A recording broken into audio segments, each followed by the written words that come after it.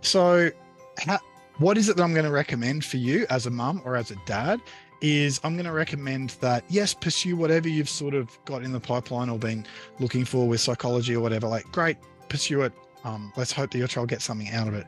But I'd also recommend something I think is way more important than that is having these social skills broken down into step-by-step formulas and then practicing them sort of in the real world, like in real environments, not in the artificial manufactured environment that is, a 3 by 3 office under fluorescent lights with someone four times your child's age, basically telling your child they're broken. Instead of that, let's get out there and let's use these skills, and I'll show you exactly how we can do that.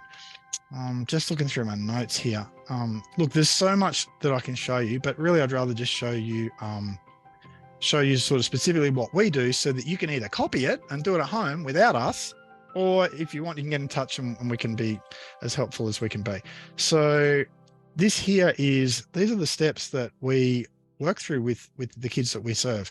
So the first thing that we would do, and I'll show you these courses in a moment so that you can start teaching your child the skills even before you get in touch with us, would be a social skills course if they're 7 to 12 years old, Secret Agent Society, or if they're a bit older, 13 to 25, the Peers Social Skills course.